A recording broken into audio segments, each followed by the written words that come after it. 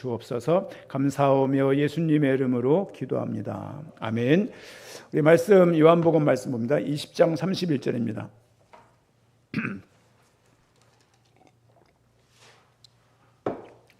이 말씀을 한번 딱 하고 넘어가기 너무 아까워서 사실은 굉장히 큰 말씀인데요. 우리가 사실은 말씀을 한번 들으면 그 말씀을 반복해 듣기가 쉽지 않습니다. 우리 책을 읽다 보면요, 잘 이 페이지가 이해가 안 가. 나중에 읽어가지고 넘기면 결코 그 페이지 못 읽습니다. 그런 느낌처럼 우리가 이 말씀을 좀 더 한번 본 김에 좀 더 성경을 깊이 보면 좋겠다, 그런 생각으로 이 본문을 다시 한번 정했습니다. 20장 31절 말씀 같이 읽겠습니다. 오직 이것을 기록함은 너희로 예수께서 하나님의 아들 그리스도이심을 믿게 하려 함이요 또 너희로 믿고 그 이름을 힘입어 생명을 얻게 하려 함이니라. 아멘. 이 말씀이 요한복음의 기록의 목적이다. 그렇죠? 이 목적 때문에 1장부터 20장까지 그 내용을 써온 거예요. 그렇죠? 모든 것은 목적이 있어요. 목적 없이 하지 않습니다. 그렇죠? 자전거를 끌고 나가면 목적이 뭡니까? 뭐 일정한 어떤 공간을 자전거를 타기 위한 거죠. 그렇죠? 예를 들면 뭐 봄에 씨를 심는다는 얘기는 가을에 수확을 하기 위함이라는 것이죠. 뭐든지 노래도 그렇고 시도 그렇고 모든 작품들이 글이든 연극이든 모든 것들이 작성한 만든 이유가 있죠. 사실은 이거 별거 아닌 것 같지만 이 목적이 뭘까요? 이 먼지 안 얹게 뚜껑의 역할을 하는 거거든요. 저는 가끔 이걸 거꾸로 덮는데 어쨌든 목표가 있는 거죠. 이 물티슈도 목표가 있을 겁니다. 하물며 사람을 인생을 구원한 하나님의 말씀이 이 말씀을 기록할 때 목표가 없겠습니까? 그렇죠? 그렇다면 그 목표가 목적이 그냥 구원 이렇게 하면 뭐 예수 그리스도 그러면 맞는 말이지만 그 말을 하기까지 어떤 이 말이 나오기까지 어떤 상황과 어떤 과정이 있었는지를 말씀을 좀 보면서 이해를 하고자 하고요. 특별히 오늘은 세 주제를 볼 겁니다. 어떤 주제냐면 언약에 대한 건데요. 아브라함의 언약, 다윗의 언약, 예레미야에게 말했던 새 언약을 볼 거예요. 우리가 다 요한복음 19장 30절 다 이뤘다라고 말을 하면 우린 그걸 일상생활에 어떤 불편한 문제를 해결했다는 식으로 이해를 많이 했던 것 같아요. 또 좀 더 나가면 예수님께서 우리 죄 문제 해결했다, 다 해결했어, 그러니까 죄의식 갖지 말고 살아, 이 정도로 사용했던 것, 그때 큰 말씀이지만 그래서 나오는 말이 사탄 배상설이라는 말이 나오는 거예요. 예수님이 오신 이유가 그냥 마귀를 깨부시려고 오신 거야, 그렇게만 국한하면 틀린 말은 아닌데 너무 작은 거란 얘기죠. 피조물인 사탄을 때려잡으려고 하나님이 이 땅에 왔다고요? 그게 다라고요? 말이 안 되는 거죠. 더 크다고요, 그거보다. 그렇죠? 그렇다면 얼마나 큰 이야기, 얼마나 큰 것인지를 성경을 통해서 계속 좀 볼 필요가 있고, 오늘은 다 이루었다. 뭘 다 이루었지? 하나님이 삼위일체 하나님께서 계획했던 걸 다 이뤘어. 오케이, 그 계획이 뭔데? 인간의 구원을 위해서 십자가에 죽고 부활하시는 거야. 성육신 하시고 승천하시고 부활하는 거야. 성육신, 탄생, 죽음, 부활, 승천, 재림, 이렇게 말할 수 있습니다. 하지만 오늘 말씀드렸던 아브라함의 언약, 다윗의 언약, 또 예레미야에게 말했던 새 언약, 이 새 언약을 이루는 차원에서, 이걸 다 이루는 차원에서 그분은 또 오신 거예요. 이해가시죠? 근데 너무 개인 구원 차원이 아니라, 물론 그것도 구원의 범주 안에 있지만 아브라함의 언약을 이루시기 위해서, 다윗의 언약을 이루시기 위해서, 예레미야에게 말했던 새 언약을 이루시기 위해서 그분은 이 땅에 오셨다. 그 언약도 하나님은 예수 그리스도를 통해서 다 이루셨다는 말씀을 반영해 가지고 내용을 좀 보고자 합니다. 그래서 말씀 제목은 예수께서 하나님의 아들 그리스도이심을 믿게 함, 이렇게 제목을 좀 잡아봤고요. 제가 처음에 잡았던 제목은 다 이루었다 했어요. 그리고 가로하고서 구약 언약과 연결하여, 이렇게 저는 좀 개념을 잡았는데, 그냥 이 말씀은 좀 복잡하니까 아브라함, 다윗, 예레미야에게 받던 새 언약이 예수 그리스도와 무슨 관련이 있는가 그 말씀을 논문감이에요. 근데 이제 하다가 제 속 안에 있는 거 한 구절과 설교를 오래 할 수가 없으니까 로이드 존스 목사님 같은 분들은요, 로마서 16장을 설교하는데 14권, 15권 책을 썼어요. 제 목양실 가면 책이 이렇게 있습니다. 이렇게. 근데 그 로마서 1장보다 양이 더 많아요. 1장 설명한 내용이 더 그러시죠. 그러면서 그가 마지막 설교할 때 했던 얘기가 뭐냐면, 내가 너무 복음을 인본주의로 설명한 것 같다. 내가 너무 부족하다. 이런 말로 마지막을 이제 그 요약을 하고 있습니다. 마찬가지로 이 말씀을 통해서 여러분들도 말씀을 깊이 알아갔으면 좋겠습니다.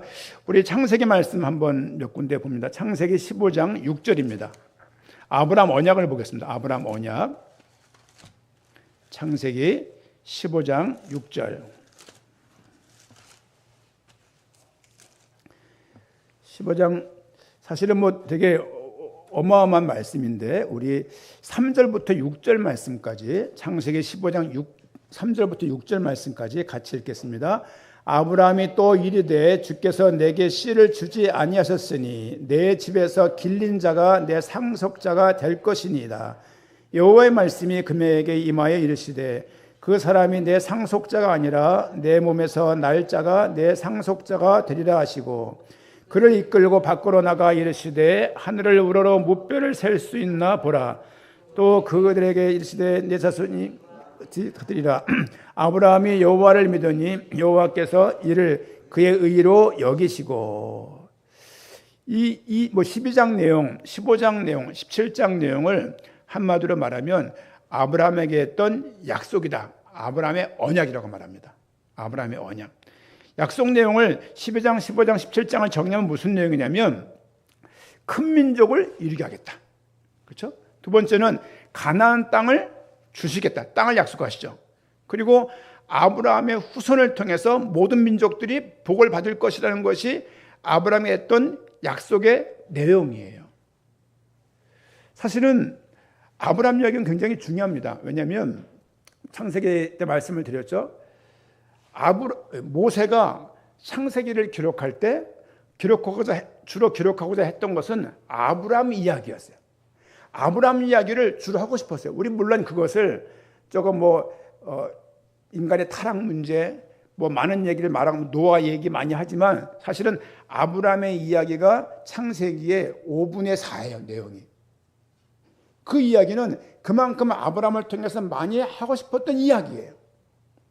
아담 이야기도 아니고 노아 이야기도 아니고 가인과 아벨 이야기도 아니고 사실은 에덴 동산 이야기도 아니에요.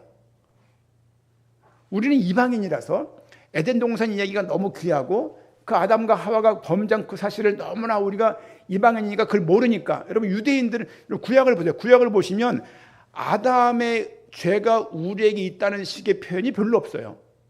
우리는 다 아담의 죄가 우리 죄라고 믿고 있잖아요. 물론 구약에 한두 군데 있어요. 아브라함처럼 너희도 하나님을 반역하였다 이런 말이 있지만 구약 양에 비해서 아브라함의 범죄가 너희에게 전가되었다는 식의 말씀이 많지 않습니다. 그냥 백성들의 죄를 계속 언급할 뿐이에요. 근데 이 이야기들을 신약에 와서 사도 바울이 비로소 그걸 요약해서 말을 하는 거예요. 그 한 사람의 범죄로 우리 모두가 죄인이 되었고 한 사람의 순종으로 우리 모두가 의인이 되었다는 말을 사도 바울이 이야기하는 거예요. 그러면 사도 바울은 구약에 없던 얘기를 하는 것이 아니라 구약의 그 내용들이 무슨 내용인지를 그는 성령의 도우심을 통해서 알게 되고 깨닫게 된 겁니다. 되게 중요한 이야기입니다. 왜냐하면 모세가 지금 아담 이야기 쓰고 있고 모세가 아브라함 이야기를 쓰고 있다는 얘기는 모세는 아담의 그 죄 이야기를 알고 있다는 얘기잖아요.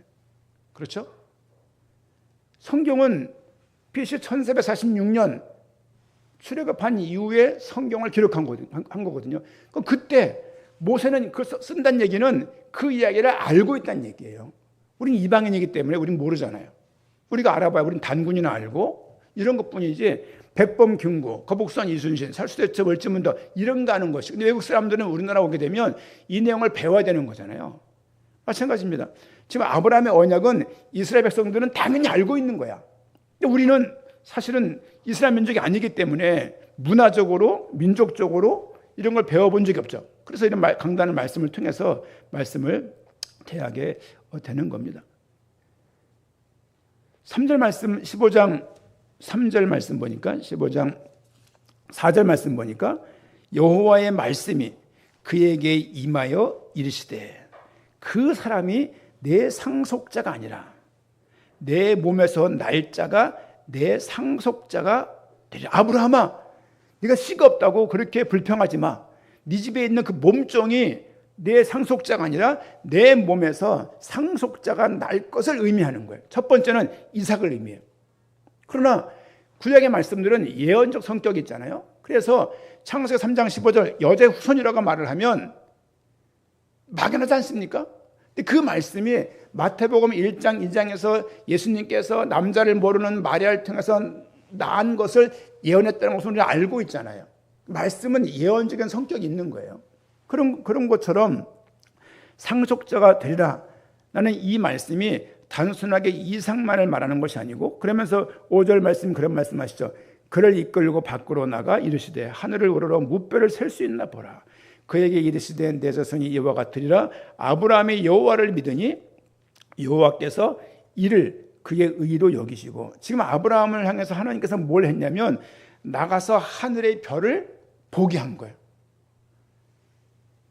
그거밖에 없는데 아브라함은 그 장면을 통해서 여호와를 믿게 됐어요.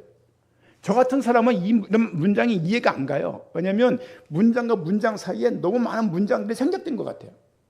그렇죠? 저는 그래서 그 옛날에 이영미 우리 제자가 그런 말을 했어요. 지교에 막 예배드릴 때 목사님 알았으니까 좀 이렇게 대략 말씀해 주세요. 그러더라고요. 그 친구는 이제 집간형이다 보니까 이렇게 텅텅텅 찍어 보니까 우리는 막 이렇게 뭐 우리 김준현, 우리 현선의 임준호 다 같은 그런 성향이지만 이렇게 약간 콩을 세는 타입이잖아요. 콩을 세는 이렇게 모든 디테일이 좀 장점 아니에요. 이렇게. 그래서 어떤 면에서는 장점도 있죠. 그거죠. 근데 성경을 보게 되면 디테일하게 적지 않고 이렇게 텅텅텅 적어놓은 게 많다는 얘기예요. 보십시오. 아니 나가서 별을 보게 했는데 별을 보다가 6절 말씀에 아브라함이 여호와를 믿었대. 별을 보고 믿었대. 이게 무슨 얘기예요 이게? 별들에게 물어봤습니까? 아브라함이 지금? 아브라함이 여호와를 믿으니 여호와께서 이를 그의 의로 여기시고. 사실 이 말씀을, 이런 간단한 이 말씀을 사실은 이해하기가 쉽지 않아요. 근데 말씀을 좀 대략으로 정리를 하게 되면 여러분 이신칭이라는 말이죠. 이신칭의 그 말씀의 첫 출발 지점이 창세기 15장 6절 말씀이에요. 아브라함이 논리적 접근을 해서 하나님을 알아낸 것이 아니고 하나님이 어떤 분인지를 이게 예를 들면 사동신 권사님 지금 그 미국 가 계신데 그랜드 캐년 또 가실지 모르겠어요.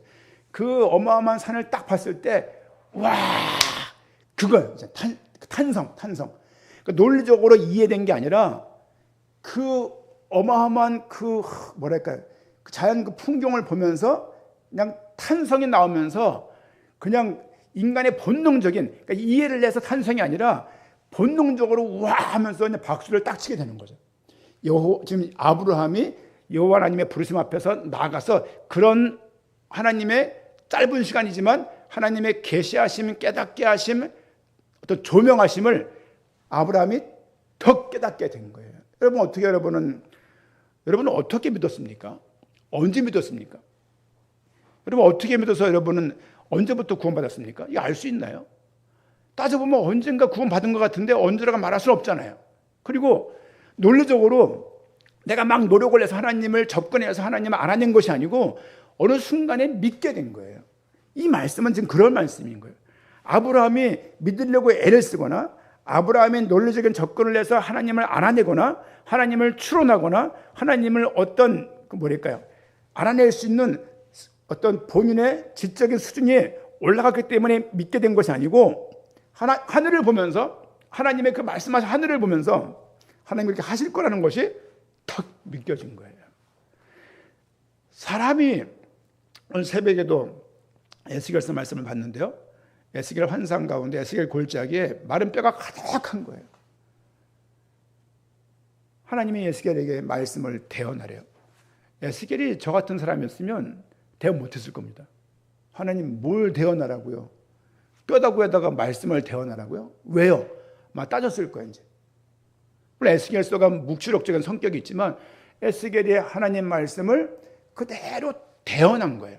그렇죠? 대언 아시죠? 대독. 예를 들면 야 좀 대신 읽어. 이런 거 이제 본인이 그 말씀을 막 믿음을 담은 것도 아니고 그냥 들은 말씀을 대언한 것밖에 없는 거고 그 가운데 그 수많은 뼈들이 생기가 들어가고 군대가 되는 것을 환상 가운데 에스겔이 봤지 않습니까? 우리도 마찬가지입니다. 하나님의 은혜가 우리가 뭘 경험하고 주관적으로 어떤 그런 것들을 많이 체험을 해서 믿게 되는 것이 아니라 하나님 어느 순간에 마음문을 확 열어주시는 거예요. 말씀의 의미가 탁 들리는 거예요. 이렇게. 여러분 말씀의 의미가 들려야 돼요. 믿음이 있다는 얘기는 말씀이 의미로 들리는 거예요. 의미로 소리가 아니라 여러분 역사는요 팩트를 서술해 놓은 게 역사 아니에요. 팩트에다가 사실에다가 해석을 더한 게 역사입니다. 팩트를 서술한 한 개인의 관점을 가지고 서술한 거예요. 이제 그게 역사입니다. 마찬가지로 성경 말씀도 그렇습니다. 아브라함이 여호와를 믿으니 이 믿었다는 이 이야기는 아브라함이 드디어 믿어낸 것이 아니고 하나님에 의해서 믿어진 거예요. 그렇죠? 그 믿음 때문에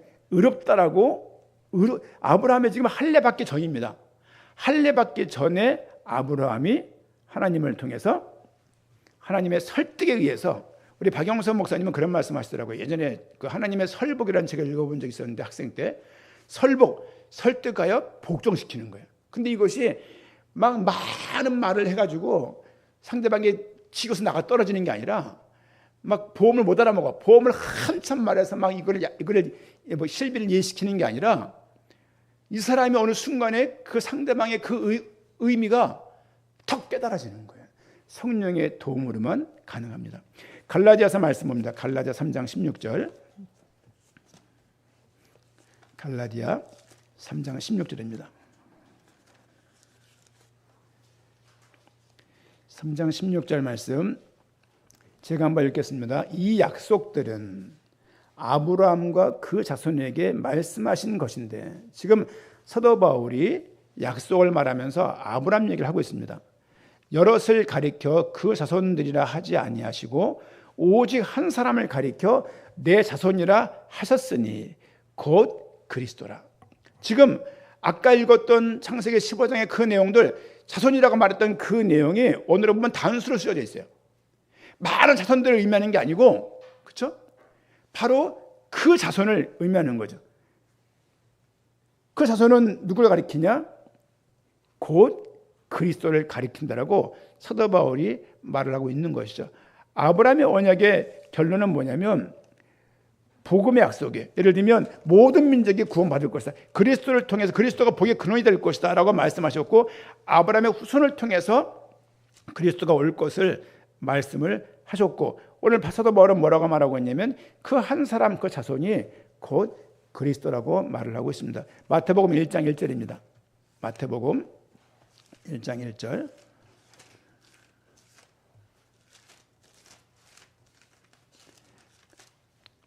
같이 읽겠습니다. 아브라함과 다윗 자손 예수 그리스도의 계보라. 예수 그리스도는 아브라함의 후손인 거예요.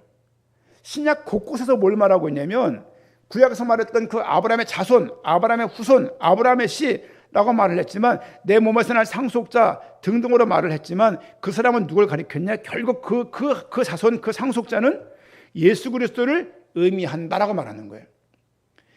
그래서 요한은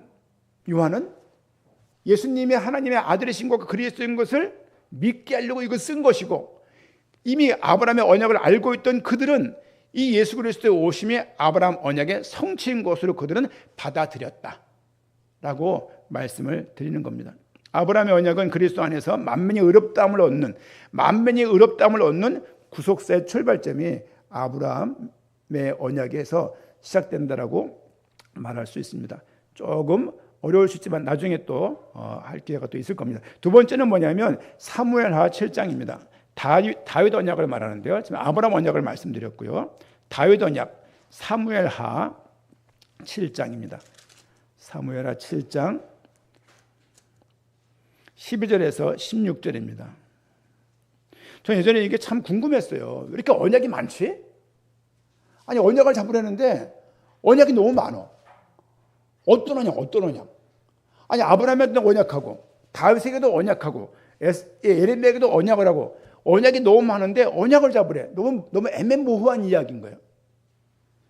그래서 예전에 언약이라는 걸 딱 정해놓고 한번 말씀을 몇 개월 동안 공부한 적이 있었는데 그때 얻었던 그런 내용들입니다.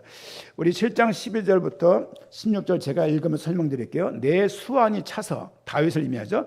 조상들과 함께 누울 때 사무엘 하니까 다윗이 어떤 전성기가 좀 끝나가고 있는 시점이겠죠. 내 수완이 차서, 그러니까 나이가 차서 내 조상들과 함께 누울 때 내가 내 몸에서 내 씨를, 다윗의 몸에서 내 씨를 내 뒤에 세워 그의 나라를 견고하게 하리라. 다윗의 씨는 어떤 특징이 있냐면 나라를 견고하게 할 수 있는 하는 그런 성격을 가진 거예요. 아브라함의 씨는 모든 민족들을 복되게 할 그런 언약이고, 다윗의 씨는 그의 나라를 견고하게 할 수 있는 그런 성격을 가진 언약입니다. 13절 그는 내 이름을 위하여 집을 건축할 것이요 나는 그의 나라 왕위를 영원히 견고하게 하리라. 나는 그에게 아버지가 되고 그는 내게 아들이 되리니 그가 만일 죄를 범하면 내가 사람의 매와 인생의 채찍으로 징계하려니와 내가 내 앞에서 물러나게 한 사울에게서 내 은총을 빼앗은 것처럼 그에게서 빼앗지는 아니하리라. 그렇죠? 내 집과 내 나라가 내 앞에서 영원히 보존되고 내 왕위가 영원히 견고하리라. 그 나라가 영원히 견고하겠대요. 결국은 솔로몬 때에 이 다윗이니까 솔로몬 때 그렇게 될 줄 알았어요. 그러나 결국 솔로몬 그 나라도 솔로몬의 그 아들 솔로몬 다음 때는요 나라가 아예 깨져버려요. 결국은 솔로몬이 그 왕국을 아버지의 믿음을 이어받아서 왕국을 이어나가고 어마어마한 나라로 부강한 나라로 키울 줄 알았는데 결국은 솔로몬의 1000명의 첩과 아내를 통해서 성전에 우상이 가득한 땅으로 만들어버리고 결국은 나라도 갈라지는 역할을 솔로몬이 감당하는 것을 알 수가 있습니다. 그런데 다윗의 후손은 그가 오게 되면 네 몸에서 날 신데 그는 이 하나님 그 나라를 영원히 견고하겠다는 그 언약은 결국 이 땅의 왕으로 오신 예수 그리스도를 통해서 그것이 이루어집니다. 우리 계시록 말씀 봅니다. 계시록 22장 16절. 계시록 22장 16절.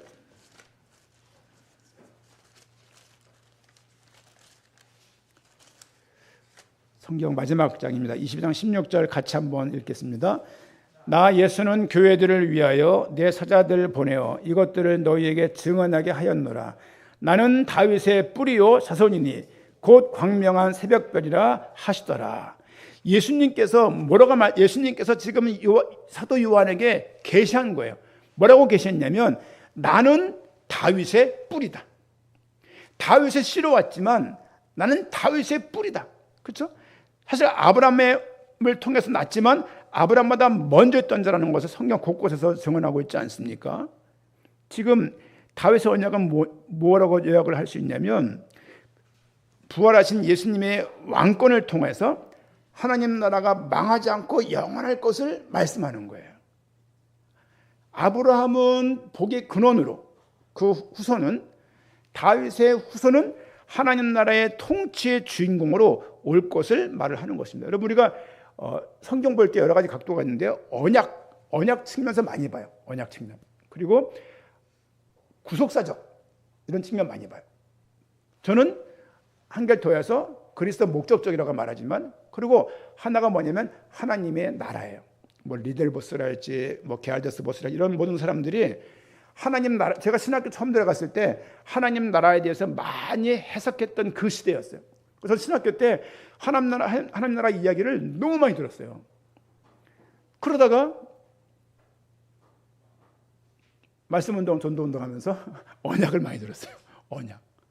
그러면서 개인적으로 그런 많은 과정들을 통하면서 개인적인 공부를 통해서 연구를 통해서 얻게 되는 결론은 성경은 그리스도 목적적이라는 부분에 대해서 이 모든 언약도 그리스도 중심적이고 구속사도 그리스도 중심적이고 하나님의 나라의 관점도 그리스도 중심적인 거예요. 이제 그러니까 세 코드가 그리스도 중심적으로 기록됐다는 것은 제 가슴속에 이렇게 없어지지 않을 정도로 돌멩이에 비석에 돌을 파서 글씨를 정으로 파서 글씨를 박힌 것처럼 탁 남았어요. 이게 항상 그게 있어갖고 저는 굉장히 뿌듯해요. 왜? 성경을 볼 때 볼 방향이 있는 거예요. 이제 어저께 이 시차를 갔습니다. 시차를 가서 밥 먹으면서 이런저런 얘기하면서 이렇게 이제 재밌는 얘기를 많이 들었어요. 어떤 목사님 친구가 캐나다에 계신데 그 목사님들이 이렇게 어떤 취미 생활에 좀 이렇게 여러분 어떤 취미 생활 있습니까? 저는 별로 없거든요. 근데 뭘 하면은 이렇게 푹 빠지는 사람들이 이렇게 있잖아요. 이렇게 우리 뭐 대현이 같은 경우도 새 막 그냥 수십 마리, 물고기 막 수백 마리, 막 그냥 수족관 6, 7개, 5, 6개, 집안 막 곰팡이 다 피고 막 겨울에 집에 막 새장인지 사람 집인지 모를 정도로 막 새가 밥이 같이 먹고 막 그냥 새가 비듬이 엄청 많이 나와요. 막 그 어깨 막 허해지고 막 또 이쁘다고 뽀뽀하고 막 그냥 막 집에 막 그 뭡니까 그 유정란 사가지고 그걸 또 부화를 해가지고 뭡니까 그거 메추리 켜서 막 뛰어다녀. 걔들은 사람한테 적응이 안 돼요. 얼마나 애들이 그냥 그 사람과 적응이 안 되니까 어떻게 키울 수가 없는 거예요. 이제 막 그런 자식인데 막 일찍 막 탈출해 막 잡아보고 막 그랬었는데요. 그러니까 뭐 하나 꽂히면 주변에 안 보이는 거야. 그런 목사님이 계셨답니다. 캐나다는 좀 한적하잖아요. 그래서 그분이 낚시를 좋아한대요. 그래서 낚시를 좋아해서 얼마큼 좋아했냐? 낚시를 막 준비해서 막 채비해서 막 나가는데 장로님이 차를 지나가더래요. 이렇게 빵빵해서 어디 가요? 그러니까 교회 가요 그러더래요. 왜요? 오늘 수요일이잖아요 그러더래요.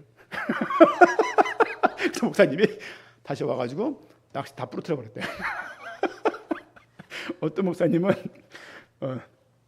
야구를 좋아하는 분이죠. 야구를 무슨 기도회 할 땐가 뭐 할 땐가 좀 가벼운 예배 같아 이렇게 모임했나 봐. 이렇게 구역장 뭐 했네. 그분 미국에 계신 분인데 이렇게 여기다 뭘 꽂고서 미국 야구를 들으면서 몸을 인도한 거야. 기도하다 말고 홈런 그래가지고 그걸 들으면서 야 난 천만다행이다. 뭐에 이렇게 중독이 잘 안 되는 게 전 뭔가에 잘 빠지지가 않아요. 왜냐면 항상 의심이 좀 많아서 내가 사업 설명하면 야 이거 사기인데 뭐 지난번도 그래서 제가 많은 걸 위기를 넘겼는데 지난번 옛날에 학교 있을 때도 그 상암동에 있는 그 교회 어떤 한 집사님이 그 큰 문제 일으킨 적 있잖아요. 이제 저한테 제일 처음에 연락 왔었거든요. 뭐 3천만 원만 투자하면 뭐 교회도 건축원금 할 수 뭐 그러는 거예요. 이제 혹한 거야 전사 마음에 교회 건축원금 하고 싶은데 할 수는 없고.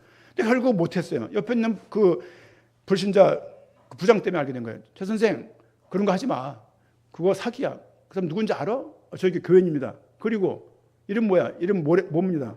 가정 알아? 부인도 있고 애도 하나 있습니다. 집 어딘데? 어디 삽니다. 그리고 뭐 하러? 그 사람 고향 어디야? 글쎄요. 그럼 부모 뭐 하는 사람들인데 그럼 직장 가봤어? 요즘 그 사람 어떤 생각인 줄 알아?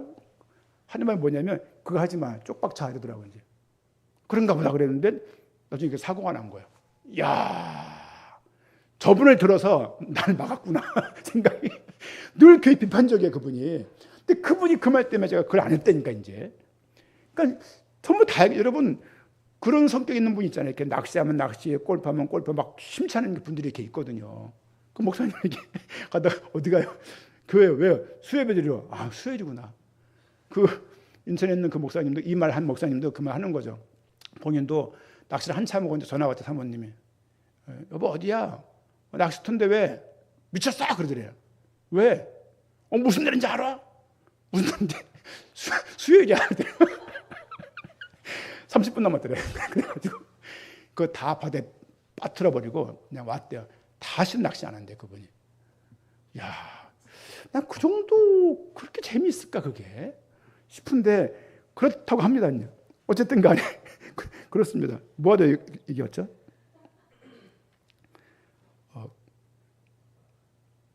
네. 제가 안에 중독이 있다면 저는 좀 이렇게 성경 말씀 하나 꽂히면 그걸 좀 쭉 파고들라는 그런 게 있어요. 이렇게 다른 건 잘 안 해요. 저는 요즘에 행정도 뭐 임장님이 너무 잘해 주시기 때문에 제가 전혀 뭐 이렇게 하지도 않아요. 하지도 않고 옛날에는 좀 그런 걸 전체를 이렇게 좀 관리했었기 때문에 조금 그런 게 십몇 년을 그걸 계속했어요. 십몇 년이 뭡니까? 그 전사 생활 때부터 계속 그런 걸 좋아해서 해온 터라 지금은 그냥 시찰의 노예사나 행정 그 정도만 겨우 하고 있어요. 하면서 할 게 계획도 좀 잘 안 세워요. 계획도. 예를 들면 한 달 뒤에 지금 예를 들면 수련회 가잖아요. 엔다스면 난리 났어요. 막 계획 세우고 뭐 어떻게 막 그냥 시간 계획 세워서 그러는데 나이 먹어서 그런지 모르겠지만 그게 뭐가 중요하냐? 그게 뭐가 중요하냐? 우리 교회들 행복하면 됐지.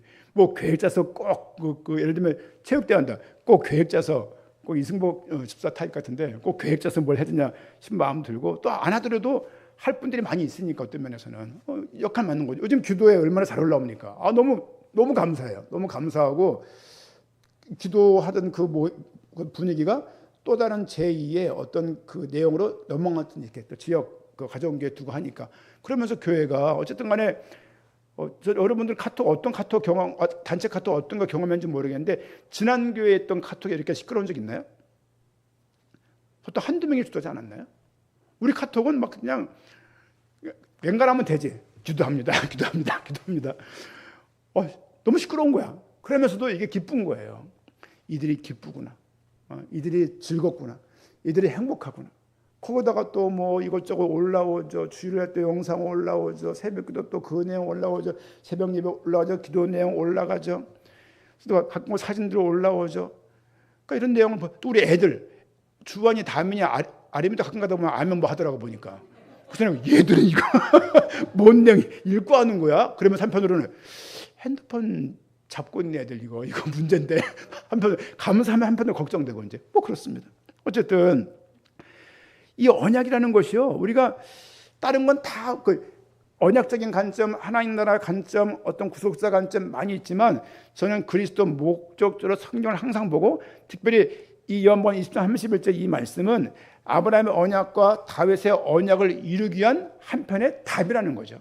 예수가 그리스도라는 얘기는 단순하게 요한복음 기록의 목적이 아니라 아브라함에서 말했던 그 자손도 그리스도를 의미한 것이고 다윗이 말했던 다윗이 날 그 씨도 사실은 그리스도를 의미하는 거예요.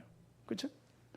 마지막은 예레미야 최근에 봤던 부분인데 제가 성경을 통독하고 지금 그 내용들을 요약해서 설교하지 않습니까? 전 참 좋아요. 보통 목사들 모이면 그런 얘기를 해요. 이제 고민들 많이 있을 거 아니에요. 설교에 대한 늘 고민인 거죠. 설교에 대한 고민들. 어디는 뭐 항상 마이크가 삐 소리 나는 교회가 있어요. 그 교회는 항상 그게 고민이야. 어느 교회는 소리를 가득 올려도 소리가 들리지가 않아. 다들 이제 여러 말씀을 들어야 되는데 너무 그런 거죠. 이제 저희 교도 한때는 작았었거든요. 근데 지금 다 여기 깔린 OBS 프로그램 똑같은 걸 써요.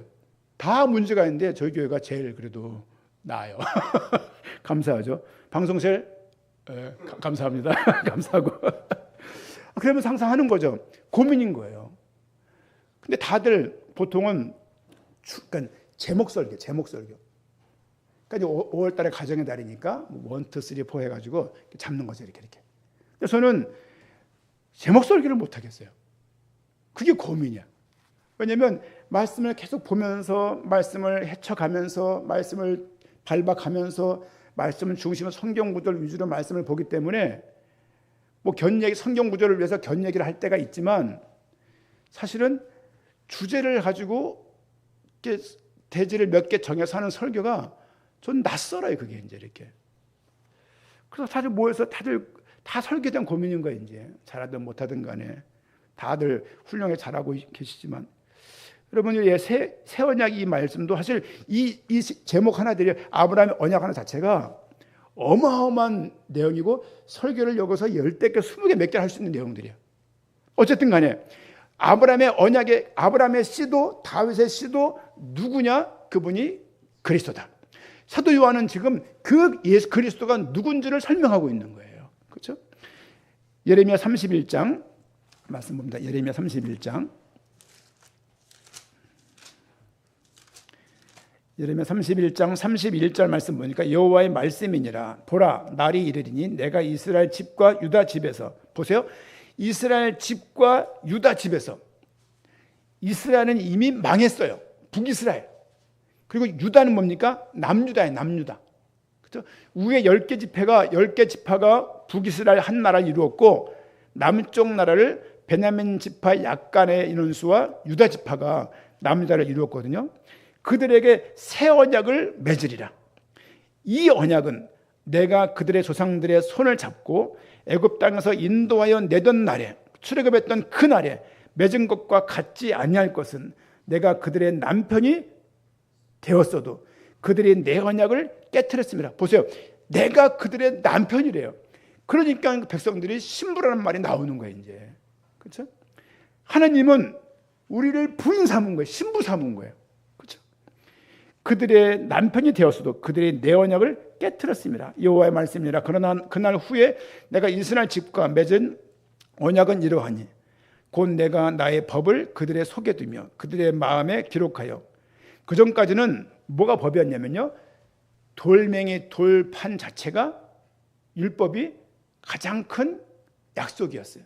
근데 지금 외형적으로 있는 돌판이 아니고 율법이 아니고 나의 법을 그들의 속에 두겠다.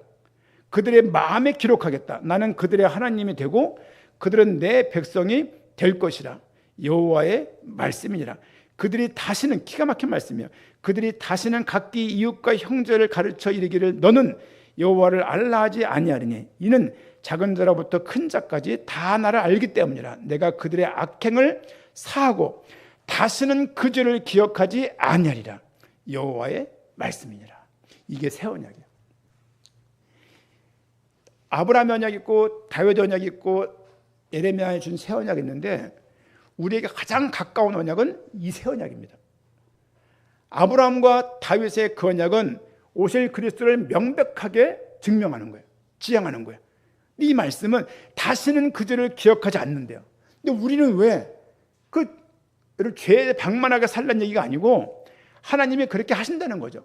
율법을 대면, 율법의 잣대를 대면 늘 사형이고 율법의 잣대를 대면 늘 멸망이지만 하나님 다시는 율법의 잣대를 대지 않겠다는 말씀으로 이해를 하셔야 될 것입니다. 언약은 기억나십니까? 아담에게 준 언약이 무슨 언약이죠? 새 언약을 말을 했고, 아담에게 준 언약을 뭐라 그래요? 보통 행위 언약 그래요. 행위 언약. 이거 어기면 벌이야 이런 거야. 먹으면 반드시 죽어 이렇게 한 거거든요. 그 행위 언약을 주고 하나님께서 창세기 3장 15절 원시복음 은혜 언약을 주신 거예요. 여자의 후손이 오면 뱀의 머리를 상하게 할 것이다. 로마서 5장 한번 봅니다. 로마서 5장 19절.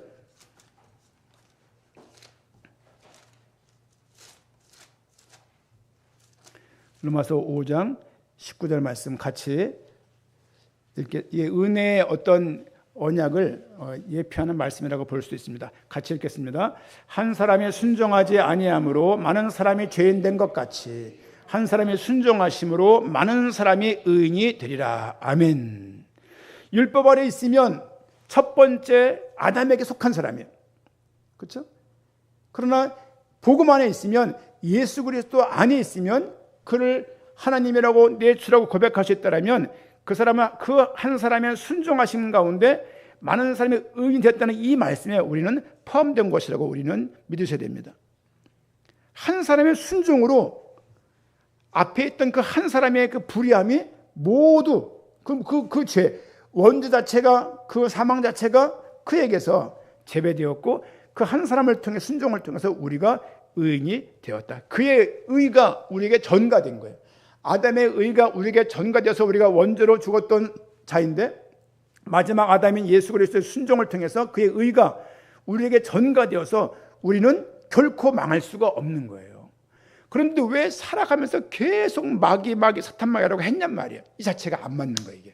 이게 아구가 안 맞는 건데 분위기가 그렇다 보니까 그게 문제가 없이 들렸던 거예요. 여러분 어제 그 화요일날 신회 IS 비슷하고 가서 신회 했지 않습니까? 기독교인들은 뭘 믿습니까?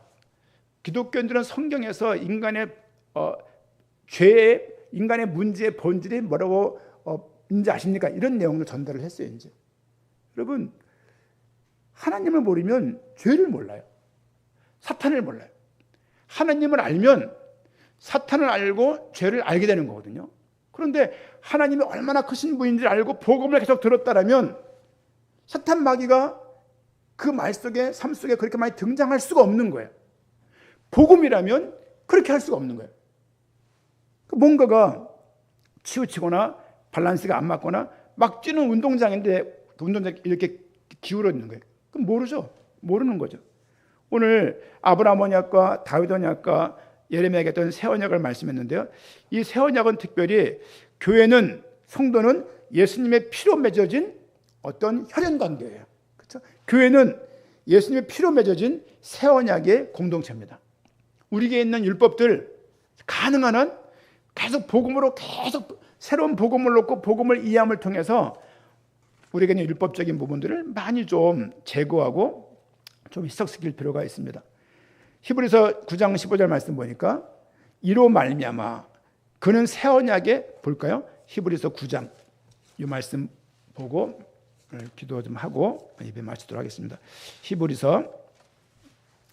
히브리서는 신약 속에 있는 구약이다 이렇게 불리는 책입니다. 히브리서 9장 15절 말씀 같이 읽습니다. 이로 말미암아 그는 새 언약의 중보자시니 이는 첫 언약 때에 범한 죄에 속량하려고 죽으사 부르심을 입은 자로 하여금 영원한 기업의 약속을 얻게 하려 하심이라. 그는 새 언약의 중보자래요. 새 언약의 중개자래요. 첫 언약 때에 범한 죄에서, 첫 언약 뭡니까? 아담과 하와에게 준 그 언약 때에 범한 죄에서 속량하시려고 그분은 죽으셨다. 부르심을 입은 자로 하여금 영원한 기업의 약속을 얻게 하려 하심이라. 이 말씀들이 아브라함 내용과 아브라함의 언약과 다윗의 언약과 이 예레미야의 언약이 다 포함된 그런 말씀입니다. 새 언약은 성경 전체를 관통하는 복음입니다. 예수 그리스도의 십자가 죽음, 그분의 부활, 또 그가 가심으로 이 땅에 임하신 성령의 내주, 이런 모든 것들 가운데 예수가 그리스도라고 이 땅에 선포되고 선언되고 있는 것이죠. 우리는 예수를 그리스도라고 믿습니다. 그렇죠? 이건 단순한 얘기가 아니고 아브라함의 언약, 다윗의 언약, 예레미야가 했던 그 새 언약의 모든 것을 완전하게 이루신 분이 예수 그리스도신 거예요. 여러분, 계속 구약을 선지자가 빙의해서 선자처럼 말하는 목회자가 있어요. 그리고 이 목회자가 한 말을 거부하거나 목회자가 한 말을 듣지 않거나 반항하면 큰 저주가 임한다고 생각하는 그런 자정체감을 가지고 있는 목사들이 있어요. 전부 틀렸다고 생각합니다. 틀렸다고 생각을 해요. 왜냐하면 우리에게는 선지자가 앞에 있는 게 아니라 예수 그리스도가 앞에 있는 겁니다. 그렇죠? 제사장이 우리 앞에 있는 게 아니라 제사장 대신 참제사장 예수 그리스도가 우리 앞에 있다고요. 그 많은 왕들, 11명의 왕, 20명의 39명의 왕들을 북이스라엘 남유다 세웠습니다. 세웠는데 그들 좋은 왕들과 나쁜 왕도 있었는데 좋든 나쁘든 간에 그들 다 한계가 있는 거예요. 제사장도 한계가 있었고 왕도 한계가 있었고 선지자 또한 한계가 있었어요. 그래서 참 선지자, 참 제사장, 참 왕으로 오시겠다고 말을 하면서 그가 메시아로 오시겠다고 말하고 그 메시아 그리스도가 나 예수라고 오늘 요한복음 20장 31절에서 사도 요한을 통해서 증언되고 있는 것입니다. 우리는 우리 앞에는 예수 그리스도밖에 없어요. 그렇죠? 사탄도 없습니다. 존재를 모른 척하자, 존재를 무시하자가 아니라 존재가 있지만 하나님의 자녀로서 그들의 어떤 선악에 붙잡혀가지고 마귀의 종이 될 수는 없는 신분이 이미 되었다. 그렇죠? 우리는 사탄 안에 있고 하나님 안에 동시에 있을 수 있는 존재가 아닙니다. 한국에 있던가 미국에 있던가 해야 될 거 아니에요. 직장에 있던가 집에 있던가 해야 될 거 아니에요. 어떻게 두 군데 동시에 같이 있을 수 있습니까? 없습니다. 마찬가지로 아담과 그리스도 안에 동시에 있을 수 없다고요. 우리는 이쪽에서 건져져서 아브라함의 그 씨, 다윗의 씨, 새 언약으로 말미암아서 우리가 그리스도 안으로 옮겨진 거예요. 이 사실이 우리가 믿겨지는 거예요. 이게 믿음입니다. 믿음은 설득해서 설명해서 이해시킬 수 있는 게 아니에요. 그렇죠? 그런 상황에도 불구하고 내가 이 말씀을 듣고 이해가 가고 아멘 된다는 게 너무 감사한 겁니다. 우리 인생 가운데 사도 요한은 한 50년, 60년 동안 예수가 그리스도라고 증언한 다음에 사도 형들 다 순교로 보내고 마지막에 이 글을 쓰면서 얼마나 그가 가슴에 마음을 담았을까 생각이 드는 거예요. 계시 이전에. 그렇죠? 사도 요한은 우리에게 나를 만나면, 저를 만나면, 이장로님 만나면, 정용사 만나면 사도 요한은 하고 싶은 말이 있었어요. 그게 뭐냐면 예수가 하나님 아들 그리스도야. 그를 통해서 네가 생명을 얻게 된 거라고 말하는 거예요. 다 이뤘다는 얘기는 요한복음 19장 30절 그 말씀은 다 이뤘다는 얘기는 아브라함의 언약을 다 이루고 다윗의 언약을 다 이루고 예레미야에게 했던 새 언약을 다 이뤘다는 말로도 해석할 수 있습니다. 단순하게 우리 죄 문제를 해결하려고 사탄 배상선 이런 말이 막 난무할 정도로 그렇게 할 것이 아니라 하나님의 복음은 큰 것이다. 복음을 늘 설교하지만 늘 뭔가 부족한 거야. 자꾸 말이 많아요. 시간이 지나가는데 복음이 큰 것입니다. 복음이 얼마나 큰 것인지를 우리 모두가 영광의 복음교회 모든 성도들이 복음이 얼마나 큰 것인가를 알아가고 예수 그리스도가 이 말이 단순하게 슬로건이 아니라 얼마나 위대한 말이고 중대한 말이고 힘 있는 말이고 능력의 말이고 정말 모든 문제들을 이미 그렇죠? 중보자의 참 왕이신 말인 것을 깨닫고 알아가는 그것 통해서 믿음이 또 깊어질 수 있는 은혜가 우리 모두 있기를 축원드립니다. 아멘. 우리 한번